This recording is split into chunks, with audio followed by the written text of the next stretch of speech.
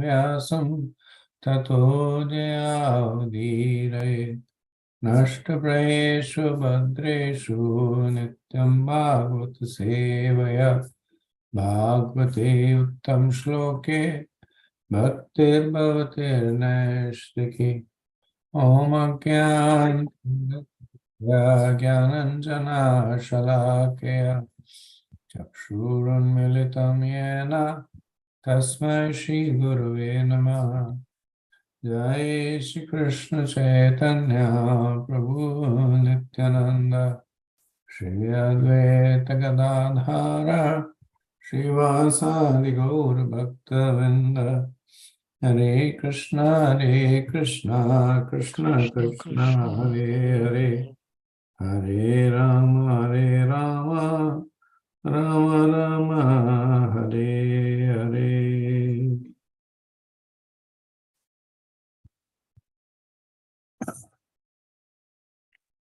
Okay, so we have I know our Sarang Prabhu had said that he has a conflict. I guess we can continue. We can watch the recording, the others. So we were doing 5:30. This is further talks between King Rahugana and Jadbharat. And the first 19 verses, they are an allegorical story told by Jadbharat to illustrate the nature of entanglement of the conditioned jiva in the forest of material desires. Right, so the purpose of this is to help the king develop detachment. So we were at verse 4, and we'll start from there. No, Prabhu, we have finished fifth. Verse 6, sorry. Sixth, yeah. We should start 6. 6, right?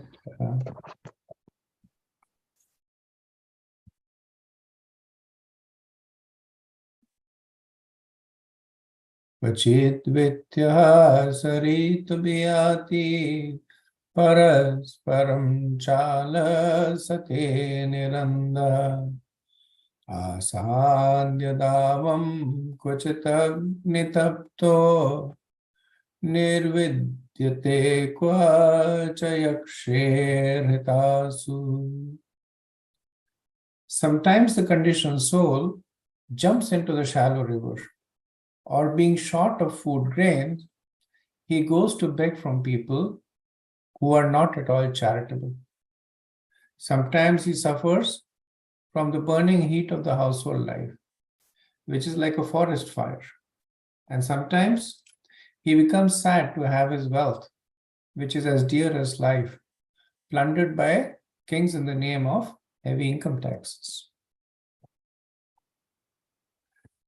So, as I mentioned, that Sukhdev Jadbharat speaks the allegory in a mixed mode, right? Sometimes he speaks of it in metaphors like jumping into the shallow water or begging from people who are not charitable.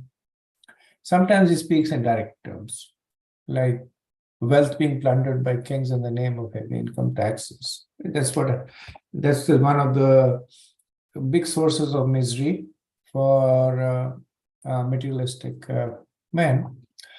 And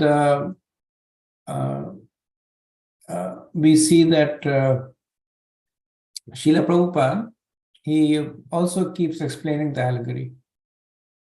So it's kind of like watching a suspense thriller, but there is somebody who's sitting next to you just telling you what's going to happen.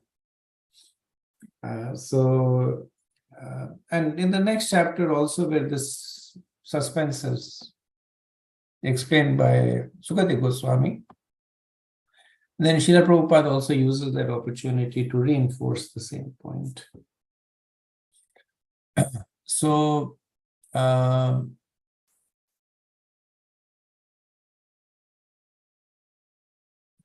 here, Jat Bharat is talking about sometimes the conditioned soul jumps into a shallow river, right? So this is one of the situations. Sometimes they have, no, often they have, in swimming pools, they'll say that don't dive here, shallow water, because if you dive, you'll get hurt. So that's what this metaphor is about. Jumping in a shallow river is the metaphor for causing serious harm to the body. So what it implies is that sometimes the merchant is misled about the depth of the water. He jumps into it expecting that he will dive and then he will swim and enjoy the water, but instead he breaks his bones in the shallow depth. So this is compared to a person who goes to atheist for solace.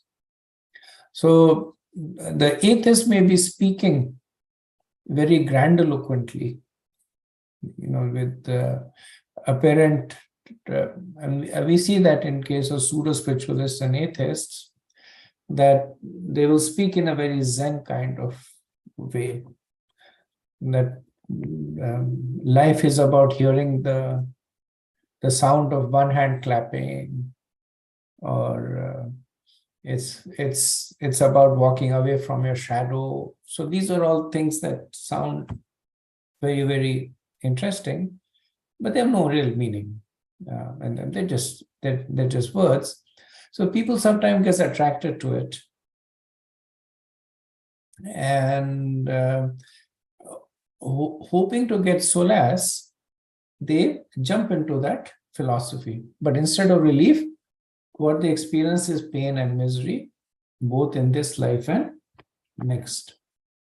So I was listening to one of the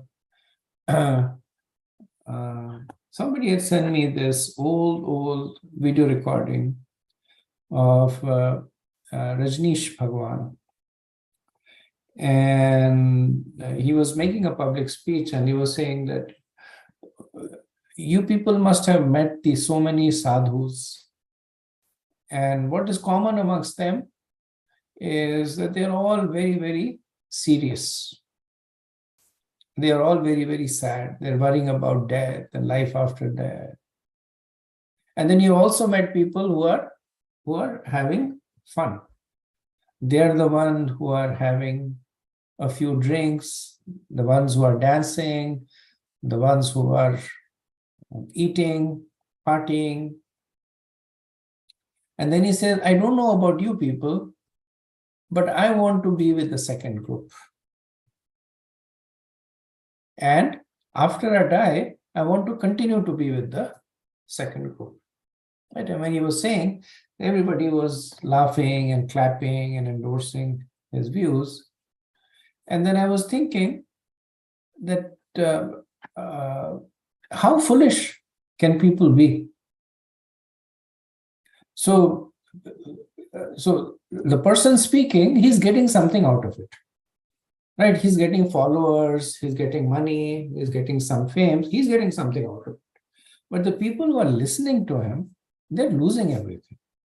They're losing their time, they're losing opportunity, they're basically signing themselves up for misery. Right? So this is jumping into a shallow water. Right? You listen to all this and you think, yes, we want to go to that place where there is partying, where people eat everything, where people are constantly enjoying. Right? So they jump into that philosophy, and what they get out of it is essentially what even Rajneesh got. He had a pretty terrible ending. He was ostracized, cheated, he kind of died a desolate person. That's the ending in this life. Who knows what was in store for him after that. Then the second analogy that he gives is that of the yakshas and the and the Rakshasas. That the king and the government are like the Yakshasas and the Rakshasas. They are powerful and cruel and will plunder the wealth which is dear like life of this unfortunate person. Then forest fire is compared to family life. So the nature of forest fire is that it is impossible to extinguish it from within. So when we look at the commentary of Srila Prabhupada on Vishwanath Chakravarti Thakur's Sansara Dhava Naranila Lekha, the role of the guru is described as one who rescues one from the forest fire. Right? And Prabhupada mentions that the person who's in the forest fire, no hope for him. There's nothing he can do he can't extinguish the fire. It's all around him. The forest fire engulfs the person, can't run away. Right? So the only way that the forest fire can be extinguished is from outside. Right? And the spiritual master is compared to that cloud that pours rain on the forest fire. So here also the family life is compared to forest fire because the person is right in the middle of it. One side he turns, there is his wife, the other side he turns, there is his children, another side he turns, there are his siblings, relatives. So he's right in the middle of it. And however much he will try, the person cannot escape that forest fire. Only by surrendering to a bona fide spiritual master. Then the third metaphor that is given is begging food, and that is compared to exploiting others. Right? So begging essentially means trying to get something for nothing. You can either purchase food, in which you give money and get food. So there is an exchange. Begging is you just want it for free. So it's compared to exploiting others. Vishwanath Chakravarti says that this exploitation can include one's own father or son. And people can exploit their own children or their parents, generally for wealth, but sometimes for affection, sometimes for attention, for various reasons. Prabhupada writes in the purport that to become dependent on another's maintenance is very degrading. Therefore, according to Vedic system, everyone should live independently. Right? And then he makes a comment on the current day and age. Right? He says that only the Shudras are unable to live independently. They're obliged to serve someone for maintenance. It is said that in the Shastras, Kalau Shudra Sambhatu. That's Kalau Shudra Sambhava. In the age of Kali, everyone is dependent on another's mercy for the maintenance of the body. Therefore, everyone is classified as a Shudra. In the 12th canto of Srimad Bhagavatam, it is said that in Kali Yuga, the government will levy taxes without reciprocally benefiting the citizens. Right? You see that the taxes are much higher than the benefits because the taxes are either stolen or they're misused, they're wasted. I think government wastage is like it's almost like reaching all-time high. So it's the tax money that is used to support the government, to support various government initiatives. I was reading somewhere that 60% of the crops in the US are essentially corn, and they're heavily subsidized by the taxpayers' money. And this corn is essentially used to feed cows, which are then slaughtered. So whether you like it or not, just living in this age, you're implicated that you pay taxes. The tax is used to subsidize this feed for the cows. Even the slaughterhouses are apparently subsidized, right? So you're subsidizing the killing of cows. That's the age of symptom of the age of Kali. Prabhupada says that anaprastya vinakshati durbhiksha karapidita. In this age, there will always also be a shortage of rain. Therefore, a scarcity of food will arise and citizens will be very much harassed by the government taxation. In this way, citizens will abandon their attempts to lead peaceful life and will leave their homes and hearths and go to the forest in sheer disappointment. And this comes in later on in the 12th canto. And this is also written in the Bhavishya Purana. So Prabhupada makes this interesting distinction about how everyone in the current day and age is a Shudra.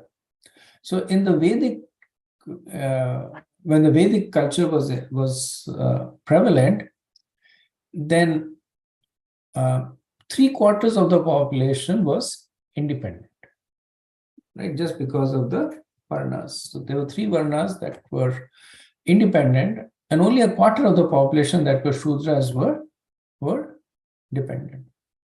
So what does it mean to say that they were independent, right? So independence means that they were independent to offer their whatever they wanted to Krishna. That was their independence. Whether they wanted to offer their time, their wealth, their shram, their effort, they were independent, right? So we see that stark difference now. Right? Sometimes you approach people and then you say that, can you chant? And they say, we would love to chant, but my work pressure is too much. So what does that mean? That they do not have the independence to offer their time to Krishna. Or sometimes you say, can you donate some wealth? And then say, by the time I pay all the taxes, I don't have a lot of residual wealth, which means they lack the independence to use the wealth as they like. So essentially what they are saying is that I am not independent, I am dependent. And the person or the people that I'm dependent on do not allow me to practice spirituality. Right? So that's what the characteristics of the Shudra is. The other 3 Varnas, they were independent. So the Brahmanas and the Kshatriyas and the Vaishyas, they were independent in terms of how they wanted to use their wealth, how they wanted to use their time, how they wanted to use their propensity to serve Krishna. So in the Bhagavad Gita, Krishna says that Chaturvanyam, that the 4 Varnas, he says is Guna Karma Vibhagasha, right? So Guna means by psychology, and Karma means by occupation, right? So here in his purport, Srila Prabhupada is talking about Shudra from the perspective of occupation. That occupationally the person is dependent on another. Then there is also the psychology of the Shudra. And Krishna speaks about it in the 2nd chapter, right? Anasaktasya, Asocanya, Vasochansva. When he tells Arjun that why are you lamenting unnecessary like a Shudra? Right? So that is the guna. That is the characteristic of a Shudra, that one who laments unnecessary. Because that unnecessary lamentation is essentially a symptom of lack of understanding of Tattva. That the Shudra will lament a lot because of death of relatives, because they don't understand that the soul is eternal. Or they may lament unnecessarily when relationships break, because they do not understand that the eternal relationship is with Krishna. So it is because of Tattva Vibhrama that they lament unnecessarily. So there is this distinction between guna and karma. That one may have the karma, one may have the occupation of a Brahman, but the qualities of a Shudra. Or one may have the occupation of a Shudra or the qualities of the Brahman. Now the Varnashram system is one of natural interdependence, right? So it's a little contradictory to what I've been saying, that the three varnas are independent, but actually the varnashram system is of natural interdependence, not artificial. For instance, the brahmanas are dependent on the kshatriyas for protection, right? But the brahmanas are dependent on kshatriya because it is the duty of the kshatriya to protect the brahmanas. So the brahmanas do not see the dependence as a favor. So they do not say that, oh, the kshatriyas are doing me a favor by protecting.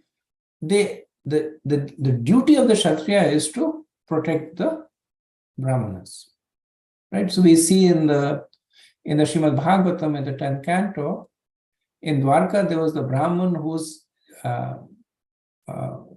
as soon as the children were being born, they were dying. And he came and he chastised Maharaj Ugrasena roundly, saying, you rascal, you this, you that, you're not able to protect.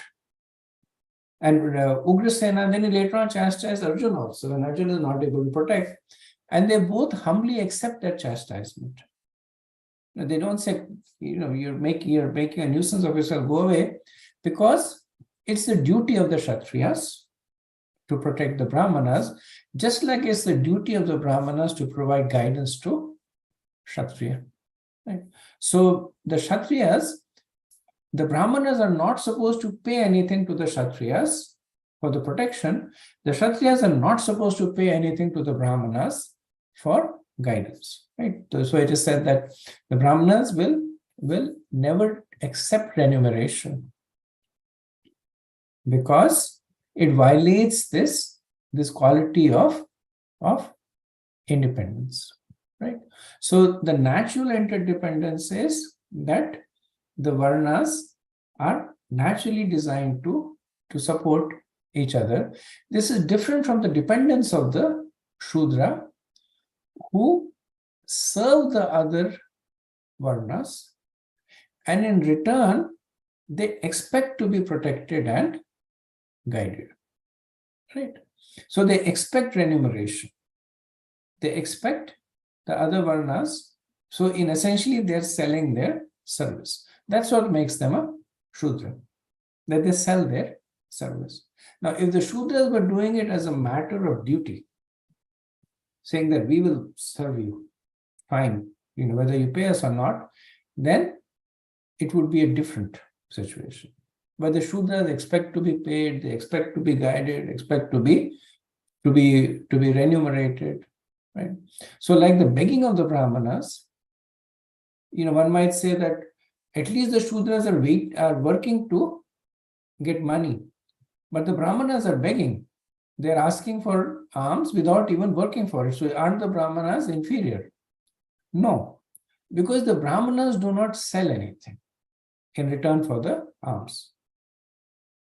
On the contrary, they will give something that is much more valuable than what they get. Right? They said the real reason the Brahmanas beg is to engage the Grahasthas in spiritual activity. So in the transaction, the Brahmanas give a lot more than what they get. So the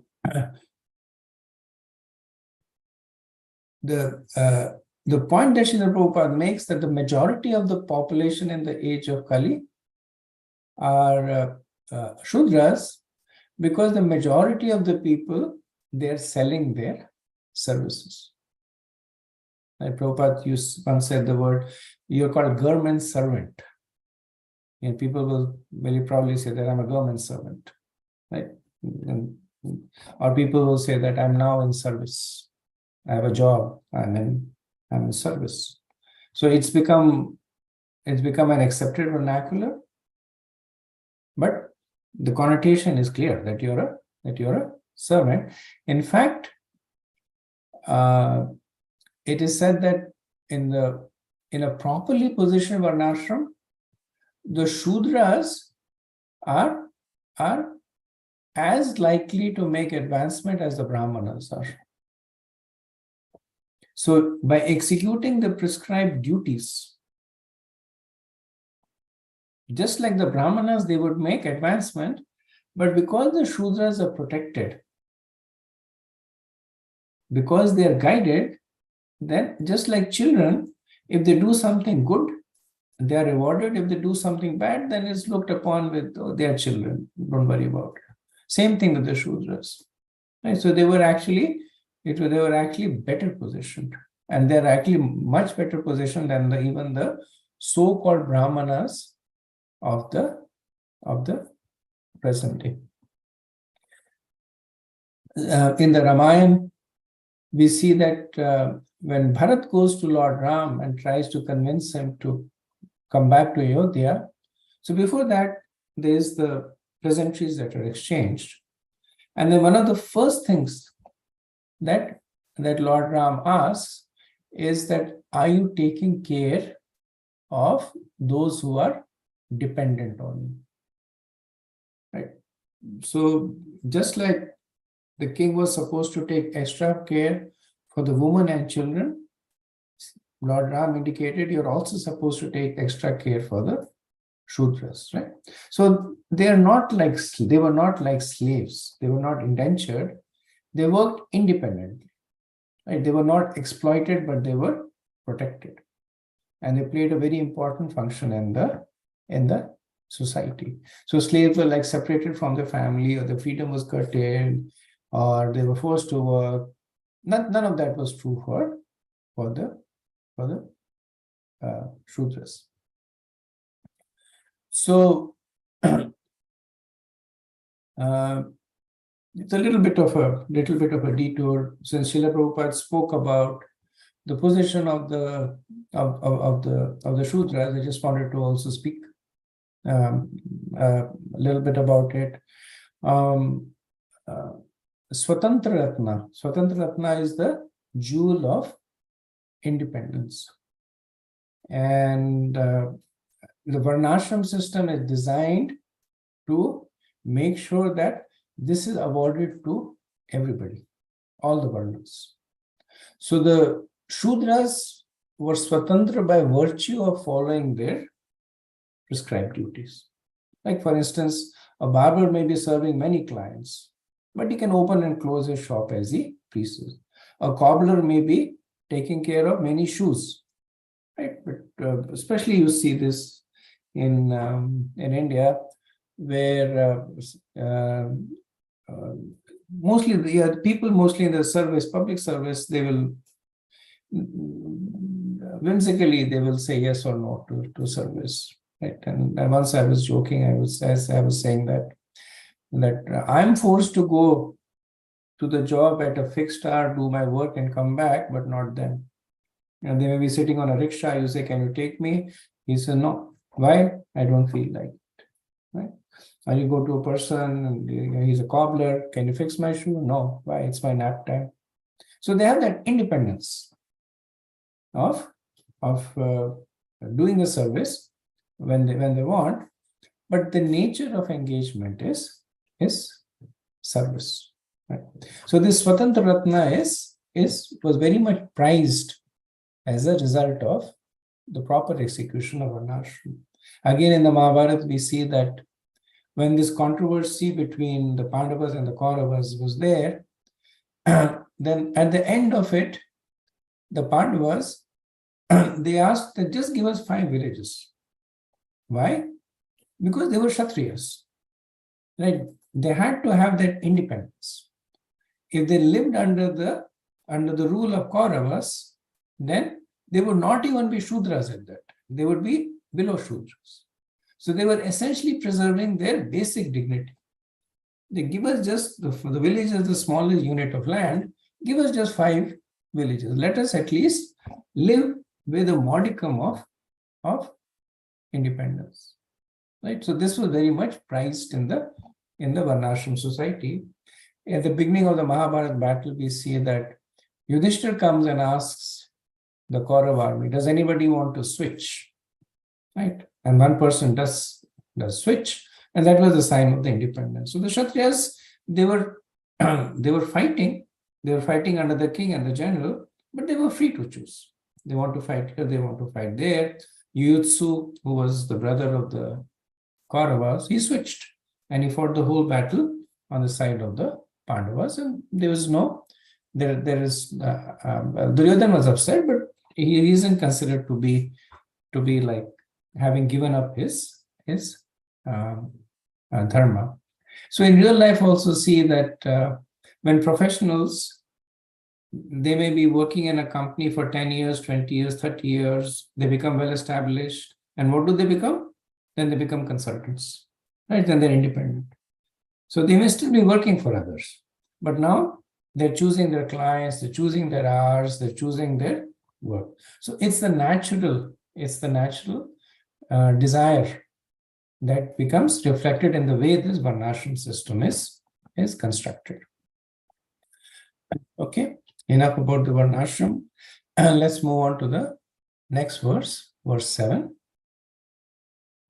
Shurer swaha kvacha cheta sochan vimuyan upayati kashmalam kvachik chagandharva puram pravistha pramodate nirvitam muhurtam. Sometimes being defeated or plundered by a superior powerful agent, a living entity loses all his possessions.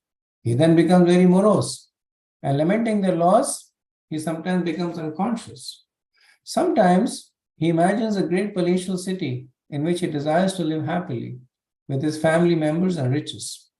He thinks himself fully satisfied if this is possible, but such so-called happiness continues only for a moment.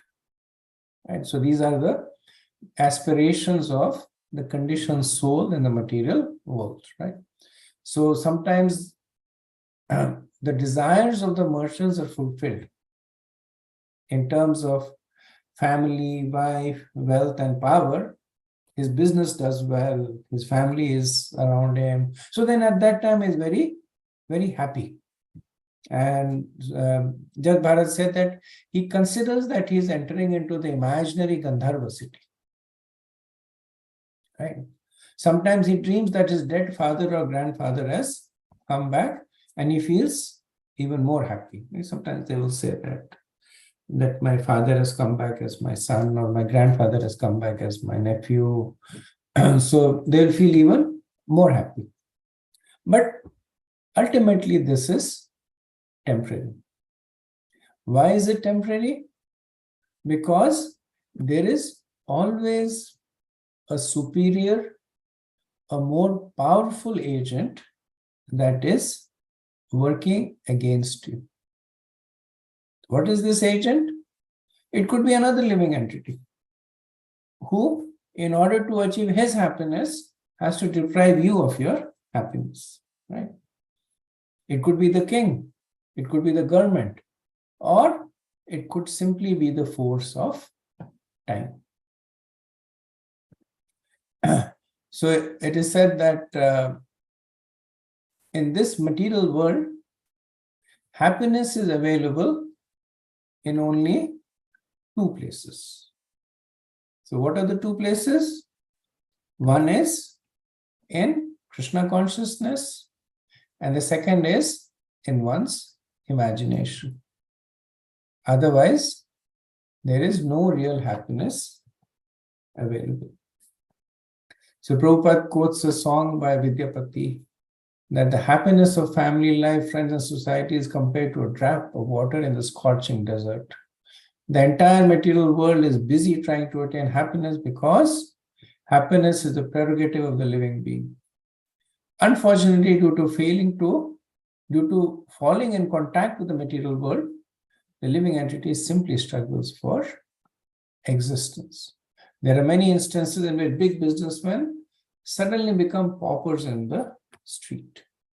Yet, the nature of material existence is such that foolish people are attracted to these transactions and they forget the real business of self-realization.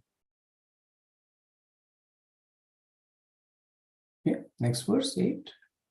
Chalan kvachet kantak sarkarangri na Nagarurukshur vimanai vaste pade pade bhayantra vahinarditaha kautam vikaha krudayati vajanaya. Sometimes the merchant in the forest wants to climb the hills and mountains, but due to insufficient footwear, his feet are pricked by small stone fragments and by thorns on the mountain.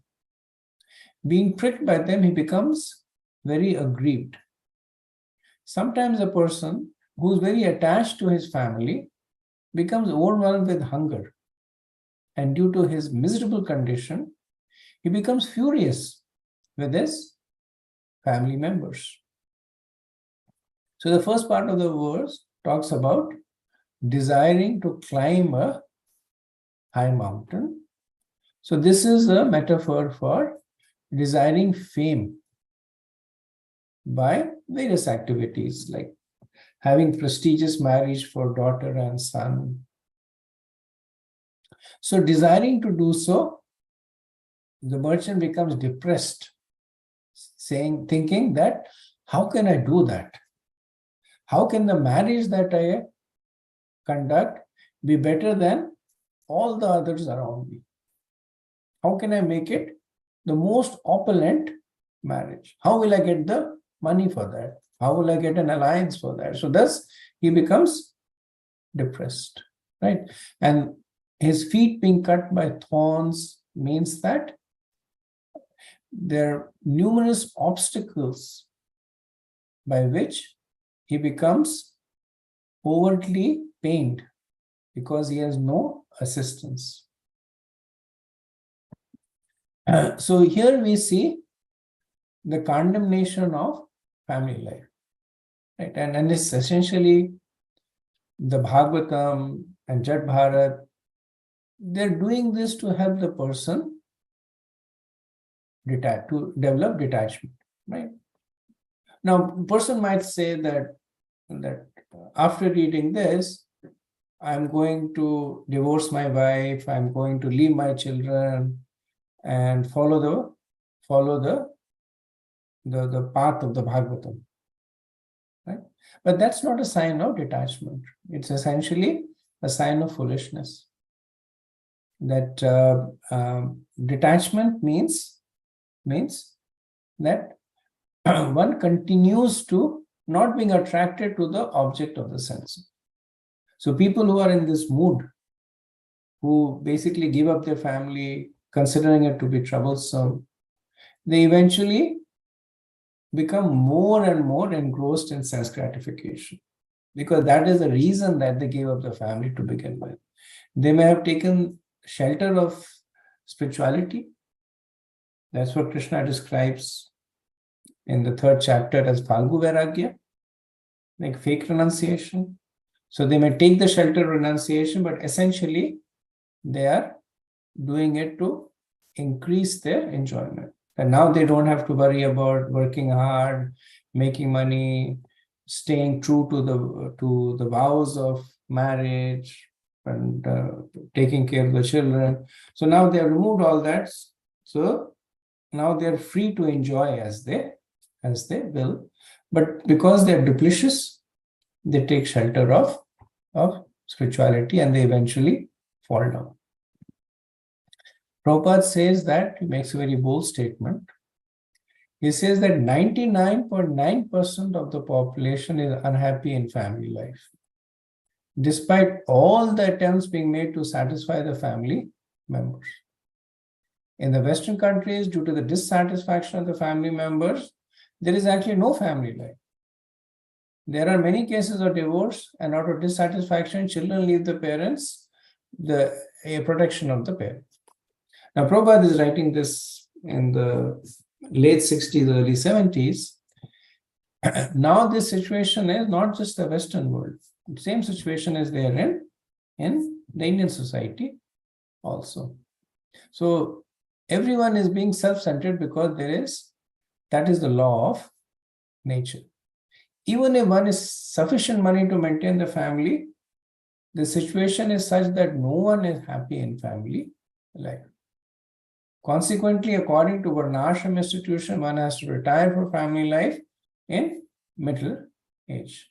Right? So, Prabhupada, he is recognizing the fact that the nature of married life is that it puts stress, but that does not mean that one gives up the married life. What it means is that one makes sure that the family is well taken care of, and then at the correct time, the person then retires from the family and leads the Prabhupada says that at the age of 50, one should voluntarily retire from family life and go to Vrindavan or a forest, right? So not that one leaves the family life and goes to a resort or a spa or a fancy destination and say that now I'll enjoy my varnashram there. But varnashram is the main characteristic of vanaprastha is austerities, just to negate all the material enjoyment, right? So that is the proper positioning of the varnashram. The Prabhupada says that one must go to Vrindavan forest and take shelter of Govinda. That will make one happy. The International Society for Krishna Consciousness is therefore constructing a Krishna Balaram temple to invite its members as well as outsiders to come and live peacefully in a spiritual atmosphere. So we can date this purport. It's probably written in the early 70s when the temple was being built. Okay, let's move on to the next verse. Kvachin girno jagarahin jano nave tikinched vipine pavitta dastas mashete kvachadand shruke andondha kupe patitastamishre. The conditioned soul in the material world is sometimes swallowed by a python or crushed. At such a time, he is left lying in the forest like a dead person, devoid of consciousness and knowledge. Sometimes other poisonous things bite him. Being blind to his consciousness, he falls down a dark well of hellish life with no hope of being rescued. So here, swallowed by a snake essentially refers to sleeping. So sleeping is essentially ignorance, right? It's mode of ignorance. Then not woken up by friends. So apavida, he is afflicted by evil persons like snakes. Blind without discrimination, he falls into the blind well, which is metaphor for illusion, covered with darkness, which stands for that it is that the illusion ultimately results in miseries. So the person in the mode of ignorance, who is living most of his life in asleep. So either he's physically sleeping or his eyes are closed to the spiritual truth. And he's surrounded by people who are like him also. So just like he is sleeping, they're also sleeping and they're not helping him. So with the eyes closed, the person is blind and lacks discrimination between material and spiritual, right and wrong, and he falls into illusion covered with miseries. So Prabhupada gives 4 quotes in the purport. He quotes from Bhakti Vinod Thakur's songs Kota Nidra Yao Maya Pisachare Kole. That, O living entity, how long will you sleep in this condition on the lap of illusory energy? Right? Then he quotes Chaitanya Mahaprabhu saying that Enechi Aushadhi Maya Nashibara Lage Hari Naam Maha Mantra Lao Tumi Mange. That I have bought medicine to awaken every living being from perpetual sleep. Please receive the holy name of the Lord, the Hare Krishna Maha Mantra, and awaken. Right? So the way to awaken from the perpetual sleep is to chant the Hare Krishna Maha Mantra. Third, he quotes is the Katha Upanishad, Utishto Jagrat Prapya Varan Nivodata. O living entity, you are sleeping in this material world. Please get up and take advantage of your human form of life. And the fourth he quotes is Bhagavad Gita 269. Ya Nisha Sarva Bhutanam Tashyam Jagrati Samyamita. What is night for all living beings is the time of awakening for the self-control. The Prabhupada concludes by writing in his purport that when one becomes unconscious due to being bitten by a snake, one cannot understand what is taking place outside the body. This unconscious condition is the condition of deep sleep. Similarly, the conditioned soul is actually sleeping on the lap of illusory energy. Later he says, even in the higher planets, everyone is under the spell of the illusory energy. No one is really interested in real values of life. The sleeping condition known as Kal Sarpa, or the time factor, Sarpa means snake, Kal, time, the snake of time, keeps the conditioned soul in a state of ignorance, and therefore pure consciousness is lost. In the forest, there are many blind wells, and if one falls down in there, there is no chance of being rescued. In the state of sleep, one remains perpetually bitten by some animals, especially snakes. Okay. We'll do one more verse and then pause for discussion. Karisma che kshudrasan vichinvams tan makshikabir vyatito vimanam tatrati krachrat pratilabdhamano balad vilumpannati athatam tatonya. Sometimes, in order to have a little insignificant sex enjoyment, one searches after debauched women. In this attempt, one is insulted and chastised by the woman's kinsmen. This is like going to take honey from a beehive and being attacked by the bees. Sometimes, after spending lots of money, one may acquire another woman for some extra sense enjoyment. Unfortunately, the object of sense enjoyment, the woman, is taken away or kidnapped by another debauchee. So this verse talks about lust, right? Previous one was talking about ignorance. So Jet Bharat is speaking about the various building blocks of the material world that captures the conditioned jiva, right? He was talking about ignorance, talking about the desires. Now he's talking about lust, right? So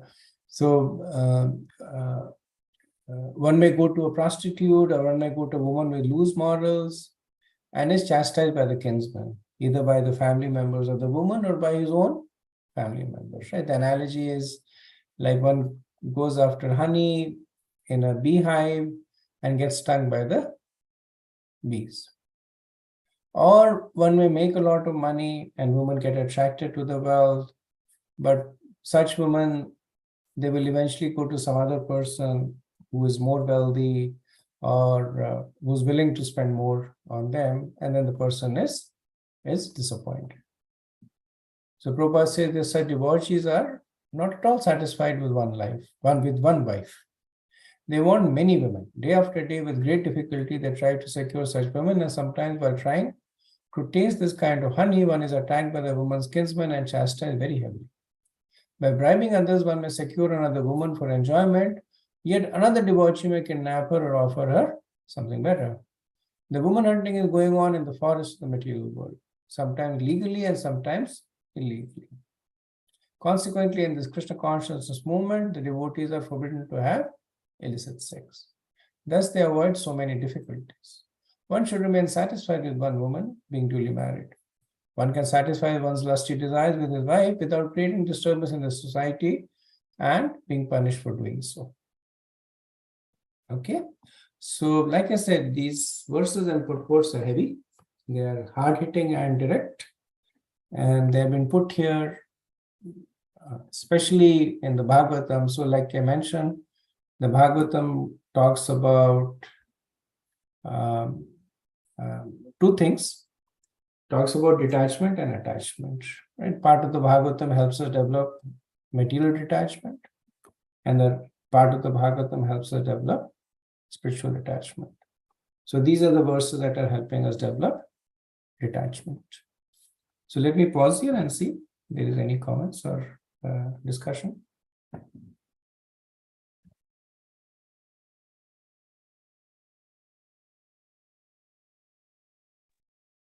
Oh, I just have one thing. In Krishna and Bhagavad Gita says, one has to speak the truth, but truth in a palatable way. And this is considered to be palatable, or, it's sometimes it looks like pretty harsh. So that's why I'm asking this question. When we give class, for example, in a Sunday feast class, will we be able to speak like this? It's kind of difficult to speak to an audience who are very new and things like that. So can you shed some light on that?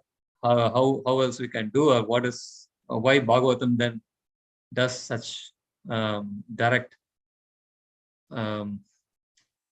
things, speaks like that? Thank you, Prabhu. So it's a good question. A lot of it is what I would say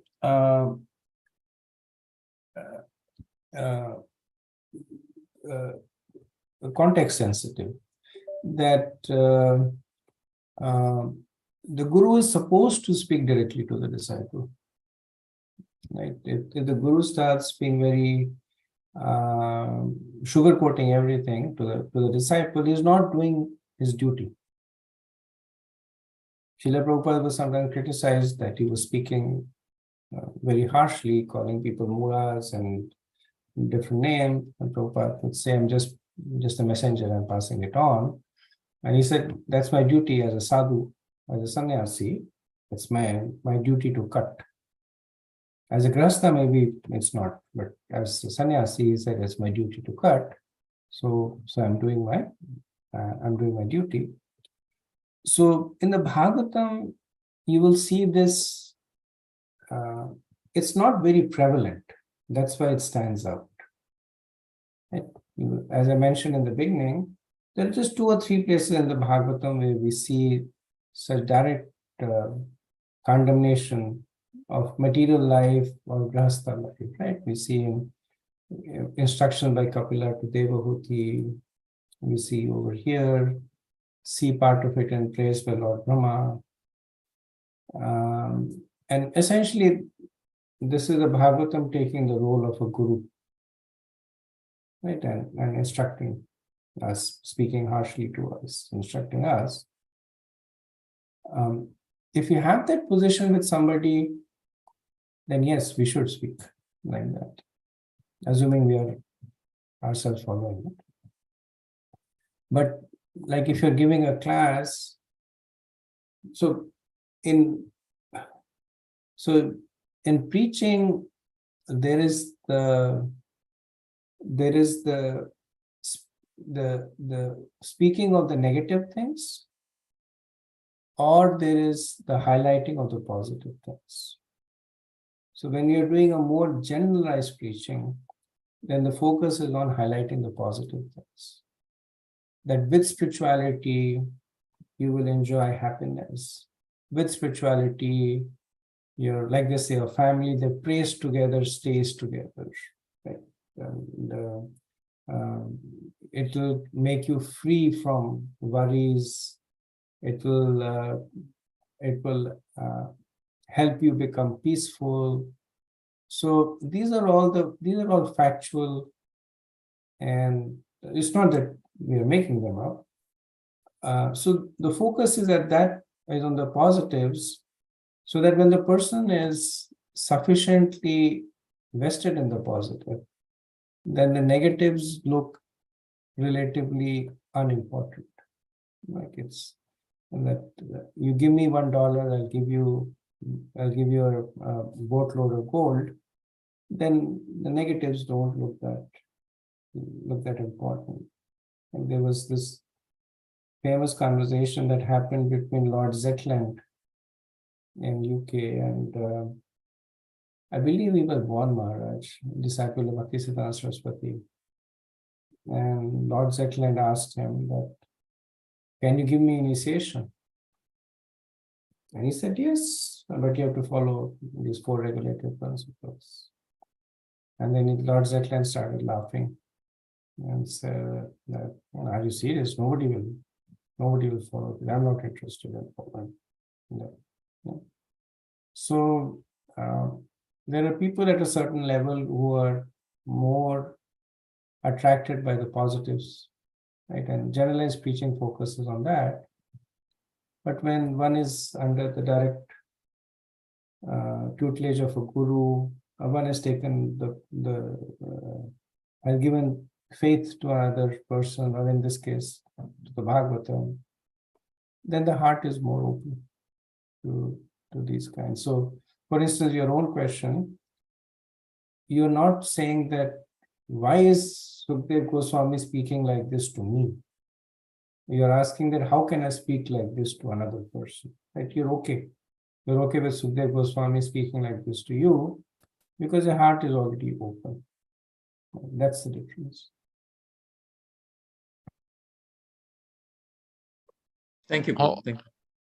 Also, can we relate it to this, Prabhu? Like, if we have the clarity and which gives the conscious, basically conscious and clarity comes together, then the approach what we take is based on the listener as well. Like, for example, Jayadvaita Maharaj, right? So how he places his statements very directly, just as against any other, like he is very direct and very precise as well.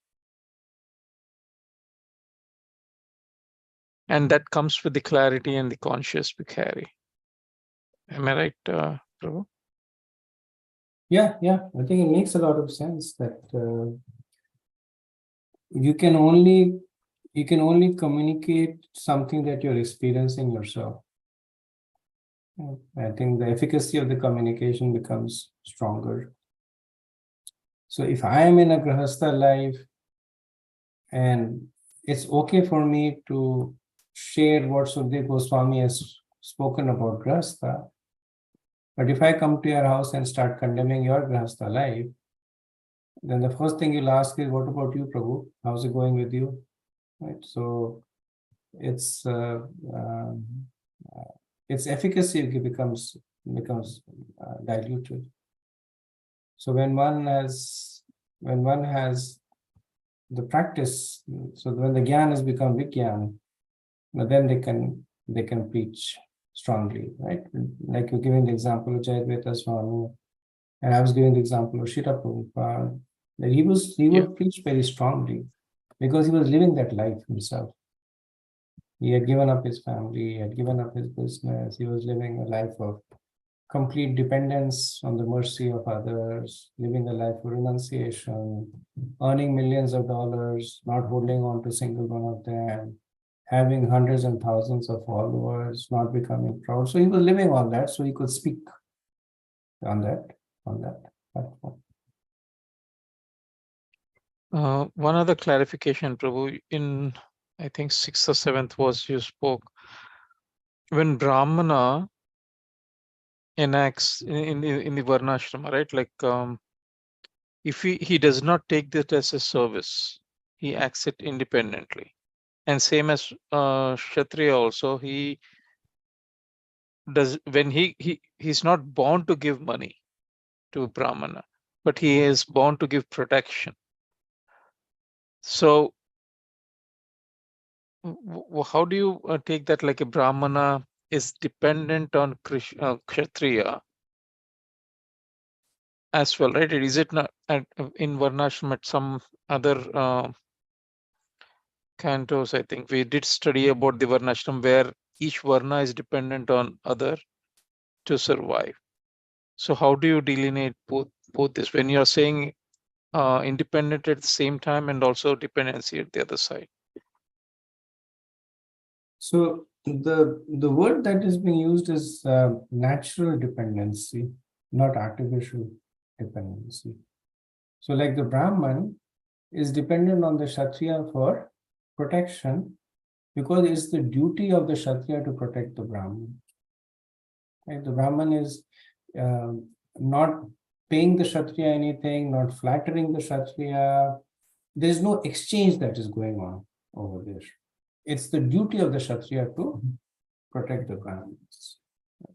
Similarly, it's the duty of the Brahmins to lead the Kshatriyas. We see in the Mahabharata that even though the Kauravas were evil, they were still being guided by the Brahmanas.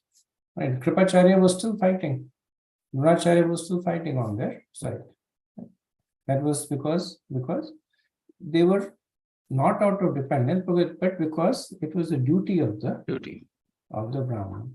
So because of this following of the duty, there comes what is called a natural interdependence. And the Shudra is considered a little different because the Shudra expects remuneration.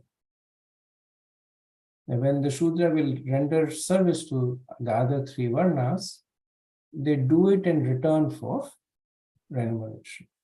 So that's a situation that we are all very intimately familiar with. So if tomorrow our employer stops paying us, then the day after tomorrow we will not show up for work. But there's no sense of duty. There's no sense of commitment that no, I have to work. This is my duty. There's this clear transaction. That's why the Shudras are considered to be different, that they have the expectation of being remunerated. Thank you. Hare Krishna. Thank you so much for just churning the purports and bringing out so many practical, important life lessons that very revealing many of these things that you're saying. And I was thinking about the point that you made also earlier, I think in verse number 6, on how in the United States 60% of the agriculture is corn, and it's subsidized by the government, and ultimately the money from taxpayers, and then that corn is used in stock feed industry, cattle and chicken and whatever, and it just goes. There are many other examples in modern agriculture and industrialization and like that, how helplessly, we are just implicated in karma, even though we try to live, pure life, but as long as you're part of the modern day society, one way or other, you get implicated. So that's one point. But then at the on the other end, I'm thinking that even though in the Kali Yuga things are so bad, practically everything is contaminated. Even you hear about cow's ghee, but they're coming from, let's say, unprotected cows, animals that are fed hormones, to produce milk and like that, all kinds of abominable things. So the Kali Yuga is so bad. But then, at the same time, I was just reflecting how kind Krishna is, in that, he's coming, in the form of Srimad Bhagavatam, and he's available, in his holy name. And if he can somehow take shelter of the Srimad Bhagavatam, and the holy name, we can ward off all these influence of the Kali Yuga. Right, in these purports, all kinds of material, illusory happiness is explained, and so many things people are running after. But I heard one speaker saying that the greatest wealth we can achieve, especially in this time, is the wealth of the taste. If you could have taste, for Harikatha, just like hearing the Srimad Bhagavatam, and the wealth of having taste for the holy name, those are the greatest wealth and asset we can have. Just some thoughts reflecting on the few days discussion, and especially how you're churning and bringing out so many practical things that are very revealing, but very it's touching to the heart. It really urges you to take spiritual life more seriously. Thank you. Thank you, Prabhu, and I agree. That's why these purports are put there. Anand Gopal Prabhu was asking, right, what's the point in such harsh and direct preaching? But we see that in our own lives, that when we read these purports, then whether we like it or not, they make an effect. They make a distinct effect on us. We realize, as you were pointing out, that other than the shelter of the holy name, the shelter of the Guru, Vaishnava Sangha, it's an unpredictable place. It's a dangerous place also. Whether you like it or not, you get implicated in so many karmas. I was listening to a lecture, and the devotee was saying that earlier on there was this karma that you inevitably incur. You took on, like the karma of breathing or walking or cooking. So there is some violence in all these activities, right? So that was the karma that people had to deal with. But now he was saying there is what is known as ugra vikarma, the karma of killing, the karma of slaughtering animals, the karma of exploiting. So ignorance is not a stand-in for innocence. The person might say that I pay my taxes, I don't know where it is used, I don't care where it is used. Right? So the person might go to the city and say,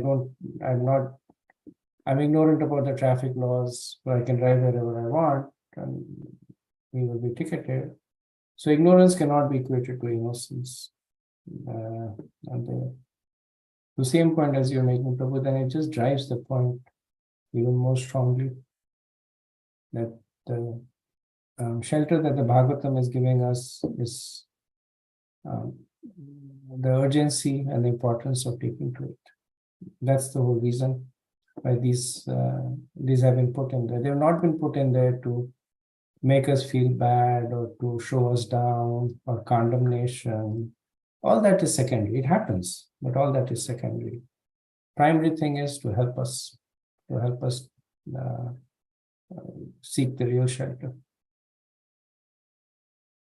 Just one other side point is I live here in Guyana, and over the last 5 years they have it was like a third world country, and economy and everything was just so down, and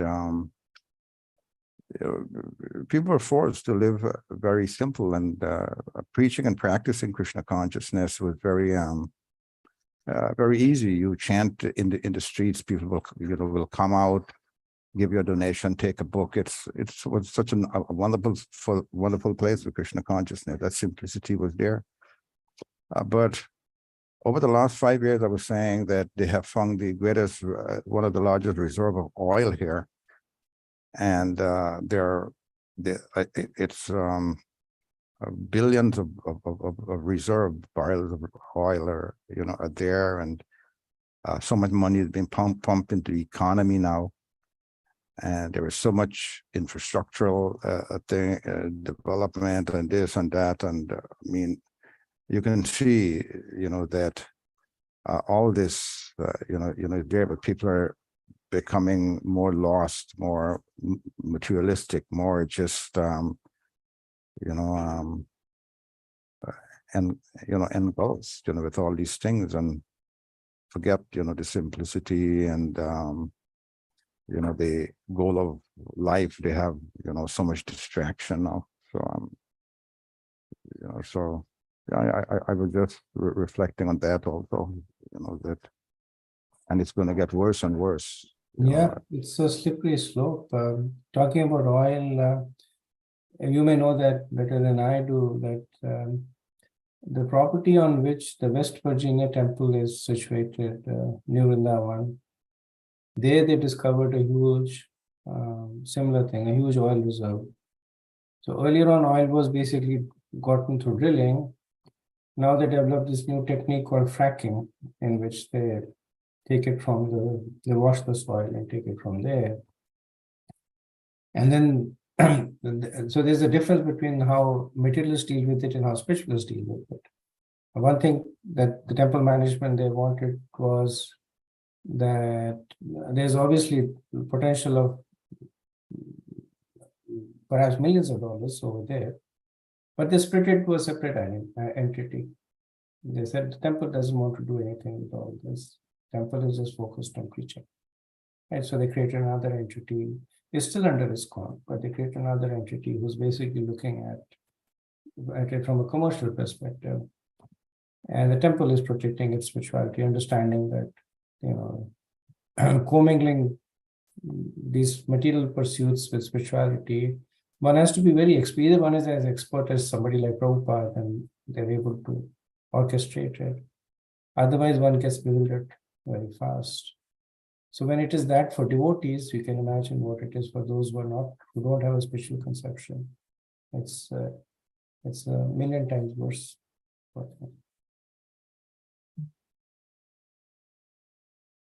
Okay, good. Thank you for the wonderful discussion.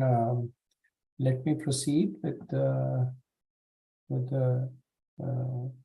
next verse, which is verse 11.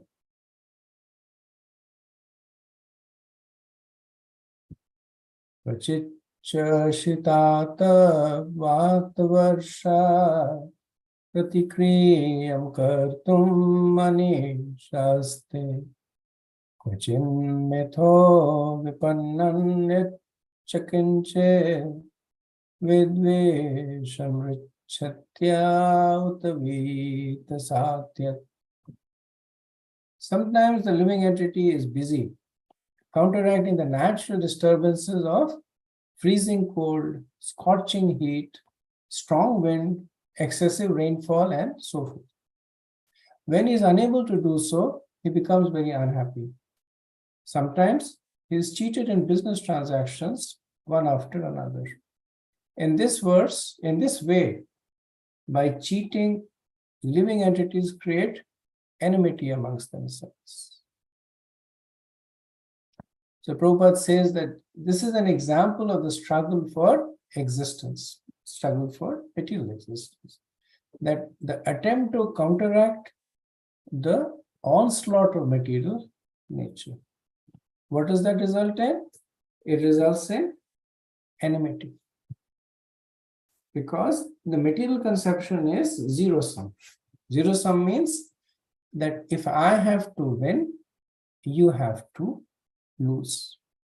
The resources are meant for exploitation, which means that if I am exploiting the resource, then you cannot have access to them. So that is why there is this competition and rivalry. So in corporations, the employees compete with one another to get ahead, or to hold on to their job. In families, the members compete with one another for affection or for fame or for importance. So Prabhupada says that that's the way of the material world, that everyone is envious of everyone else to varying degrees. And then he says that the Krishna consciousness movement aims at creating an atmosphere of non-envy. Of course, it is not possible for everyone to become Krishna conscious, but the Krishna consciousness movement can create an exemplary society wherein there is no envy. So this is one of the very interesting and pragmatic statements that Prabhupada made. Once a disciple asked Prabhupada that you say that we have to be constantly preaching and make the whole world Krishna conscious. So if the whole world becomes Krishna conscious, then who will be preached to? And then Prabhupada laughed and said, don't worry, that's never going to happen. Now, it's not that he doesn't want it to happen. We sacrifice everything to make it happen. But it's the nature of the material world, that material forces are strong, that jivas are conditioned, that the people who take to Krishna consciousness will always be in the minority. But then Prabhupada said, what is their duty? Is to create an exemplary society wherein there is no envy. So the opposite of envy is service. So no envy means service. And that is the prevalent mood in a spiritual society, especially in ISKCON or other spiritual societies, where the constant mood is of service to others. So this is a real life example that in Bombay there was a man who was very rich, and he had a chaste wife, he had a happy family, and then once he saw this very beautiful Bollywood model.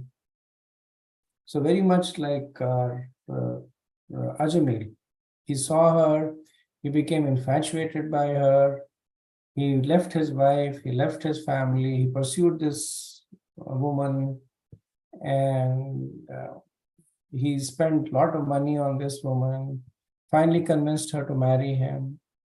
And apparently after marrying, just in 2 weeks' time, he found out that she is of bad character, that she was having relationships with many men. So then he wanted to leave her. But because he was married to her, he realized that he would have to give up whatever remaining property, he had to give up half of it. Right? So he decided to kill him. And then the wife found out about it, and then she hired persons to kill her husband. So what did the married life end up looking like? They were both living in the same house. They both had their own guards that were protecting them and trying to kill the other. And they were both living in complete misery and constant fear. So that's the nature of the material world, that there may be the promise of some superficial happiness. But the rule of thumb is that the more irreligious the source of happiness is, the more the misery is underneath it. And sometimes we go to so I know I have an attraction to street food because I grew up in Delhi, and street food in Delhi is very, very, very popular and very tasty. And we have to develop that kind of taste for it. So you go out, you have street food. The food is very, very, they put all the right ingredients, right aroma, right smell, right taste, right? And then you eat it, and then you fall sick. That's the nature. You eat food at home, It may not be prepared in that tantalizing way with all the proper spices and all that. But you eat it, you get nourished, you stay healthy. So that's the nature of material happiness. That the more that it promises you, the quicker that it promises you, the quicker is the misery that is hidden underneath it. Okay, next verse.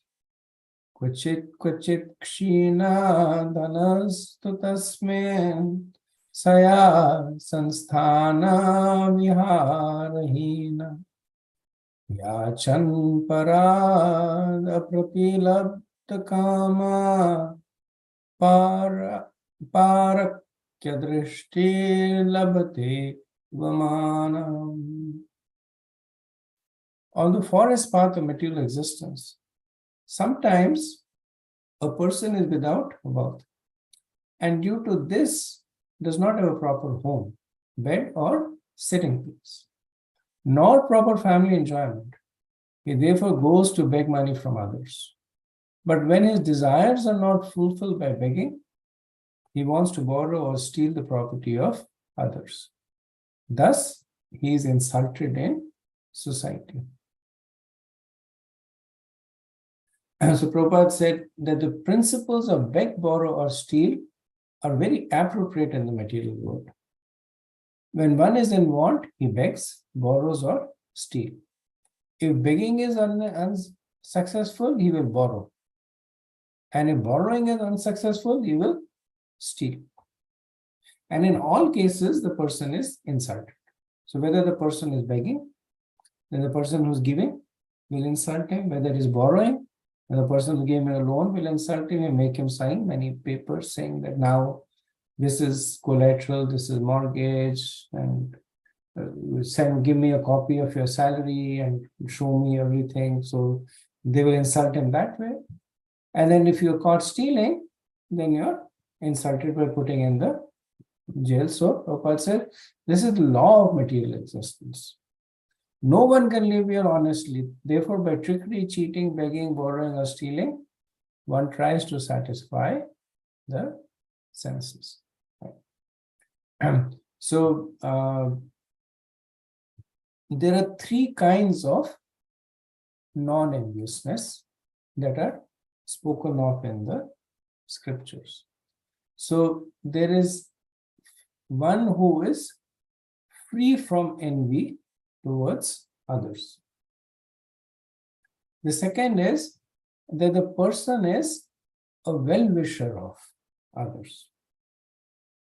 And the third is that the person strives to make others non-envious.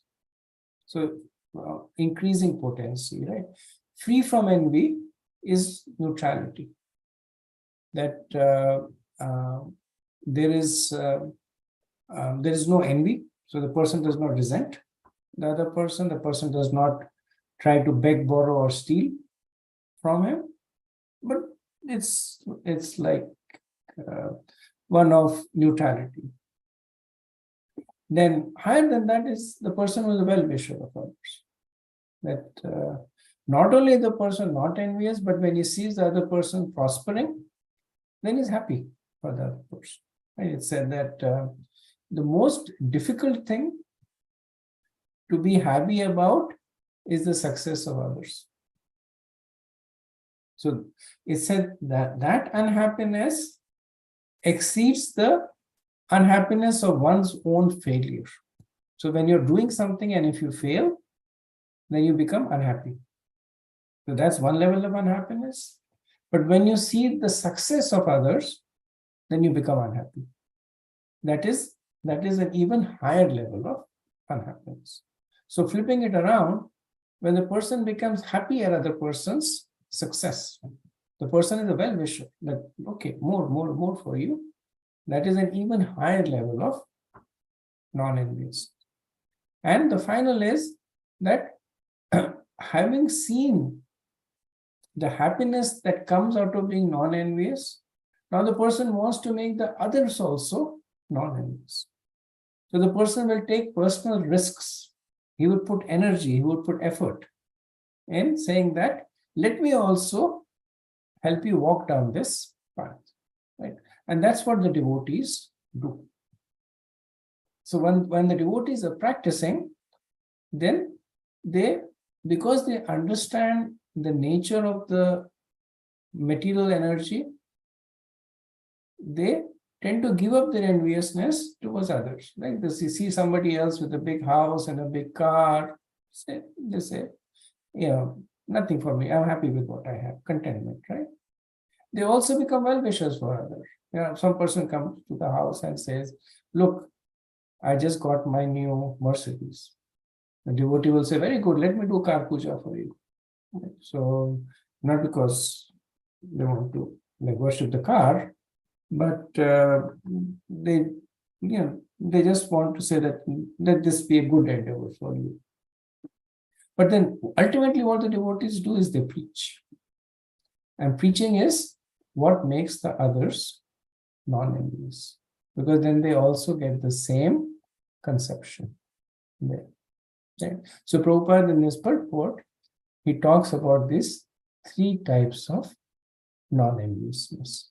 Right? So he says that in the material world, there is keen competition between animal and man, community and community, nation and nation. But the devotees of the Lord, they rise above such competition. They do not compete with the materialists because they are on the path back to God. Right? And in the last sentence, he says that, but the transcendental devotees of the Lord are not only free from material envy, but are well-wishers to everyone, and they strive to establish a competition-less society with God in the center.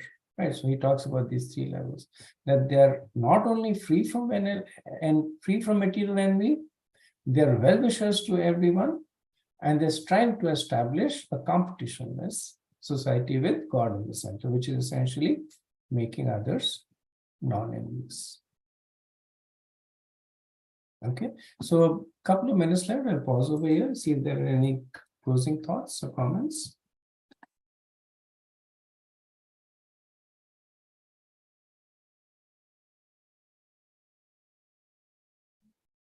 Prabhu, Hare Krishna.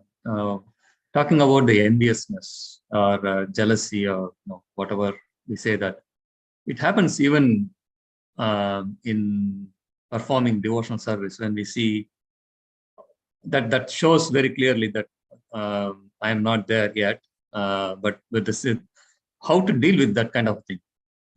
When you see somebody else, for example, you are given some position in a temple administration or whatever it is, and somebody else is doing things without your knowledge, which is supposed to be with your knowledge, but somebody else is doing without your knowledge. In fact, it is in fact helping that position, not in an against way, but in a favorable way. But still, it is not being brought under the notification, under the purview of the person who is in charge. So the person feels left out. I am in charge, I'm still left out. I don't know what's going on. So he or she laments about it. So that is symptom of, I would say, this symptom of kind of enviousness or jealousy. Am I right or wrong, or what is it? That's not enviousness. That is just discontentment, right? That there is a service that needs to be done. There is a certain protocol that needs to be followed, and the protocol is not being followed. So there is some discontent over there. Right? Enviousness is actively looking for harm for the other person. Right? The difference between enviousness and jealousy is that jealousy is over what the other person has and you don't have. Right? You have one car, the other person has 2 cars. So then you're jealous that this person has 2 cars. Enviousness is that you have 2 cars and the other person has 1 car, but then you're still resenting that person. So the enviousness has no factual basis. Jealousy has a basis. I mean, not that it makes it good, but jealousy has a basis. I'm jealous of this person because whatever it is, but I'm envious of the person. The envy is freestanding. It's at least in the material, in the material world. What it results it is in hoping for something bad to happen for that person. And the situation you're describing is different. But even if the whatever the established structure is not functioning properly, the person in charge is not going to think that, may this bad thing happen to the devotee, or may he something, his health goes bad. Nothing like that. They will be discontentment that this process that's been established is not being followed, and that needs to be remediated. Right? So they're two different things, and that discontentment is justified.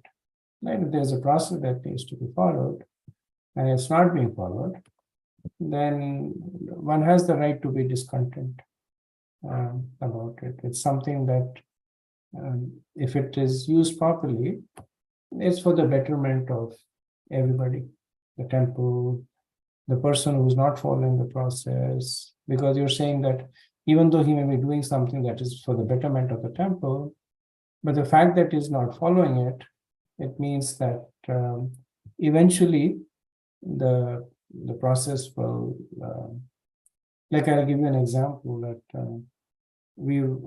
our Guru Maharaj, Rampa Maharaj, once he asked us to invite somebody over to our house, and apparently she was communicating with him through emails or something like that. So she's interested to see. So we went, we picked her up, we brought her to our house, brought her for lunch prasadam. And then over the course of the day, so she spent the day with us. Over the course of the day, then she started becoming very critical of different devotees. And not just devotees of sannyasi, but this sannyasi does that, that sannyasi does that. But she kept glorifying Guru Maharaj. Rampa Swami is about this, Rampa Swami is about that. So anyway, she went, and we were kind of a little confused. So we spoke to Maharaj that this is what happened.